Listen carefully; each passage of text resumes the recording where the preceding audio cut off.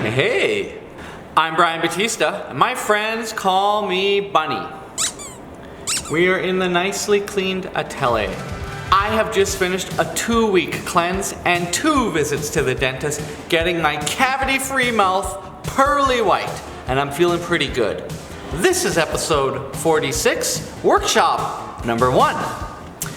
I just want to thank the participants of today's workshop for doing a fantastic job. There are still a couple canvases behind me for them to come in and pick up now that they're dry. I think that the work that they created turned out fantastic, and my personal war against cheap, crummy canvases is being fought now by 7 more people. They're going to have fantastic supports in which to create their art on and go forth with the knowledge on how to do so, or at least how to select and buy better supports. Take a look. So workshop number 1 was a canvas building workshop. And I really wanted to make sure that people understand the fundamental things about a support. A support being what supports your art. And when serious collectors are buying your work, they often want to know that they're buying a product that's made with quality items. They'll turn it around and have a look. Which means a lot of the things you buy at non-professional art stores are usually pretty crappy. They have soft lumber that's going to warp when it gets moist, and as we all know, paint is moist. Alberta might be dry, but the paint that you apply is not dry. You want to use hardwoods or cedar, but of course those are incredibly expensive. You also want to be able to get a good quality canvas, and that doesn't necessarily mean what depth of weave or how thick it is, but I would say for a larger canvas, obviously you want a thicker canvas. So by teaching all the fundamentals, I then bridge into showing how to stretch. And I like my canvases drum tight.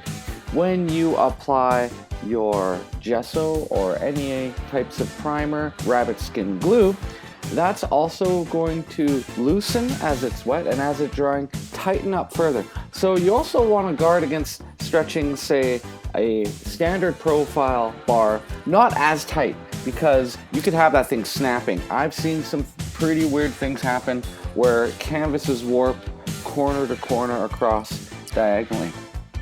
So the students got to do this hands-on and did a fantastic job, I must say. They got them pretty tight. The hard thing being is the corner fold, which in my video I had another camera shooting, but it had shut down, so you kind of get a few angles of this class where you can't really see everything that's going on. But hey, if you saw everything, maybe you wouldn't take it. I am deciding to list this class again because I think it's incredibly important for artists to know, and it's really empowering for you if you want to build your own supports. So after we stretch a few, I roll out some canvas, and I had a variety of gessos that they could choose to work with to prime their canvases. We managed to get 2 coats down, which is actually why the day goes kind of long. You know, painting can really slow some people down. I apply it with a credit card myself, which is really quick. At the end, after 2 coats, which is what the gesso companies tell you should do, it's good to give a light sand because the roughness of the canvas will really eat up your paintbrushes. So I managed to get enough tools and staple guns and staples and gesso for this workshop. It ended up costing me quite a bit more than I expected, so next time I do list this, it's going to have to be higher price, but still worth every penny, I guarantee you. Last thing I got to do, I'm repairing a piece that was brought into me from a collector. He dropped it and got a few holes punctured in it, and then doing the cleanup so that when I come in, it's nice again. Once again, thank you guys for watching. You too, Mom.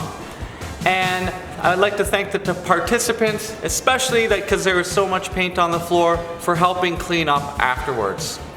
I have a new Instagram for the Atelier, as well as a YouTube channel that I'm going to be working on this summer to create some instructional videos for you. If you would like to find out more, visit ATELIERARTISTA.com. And if you like these videos and are going to keep joining me every week to watch them, subscribe below.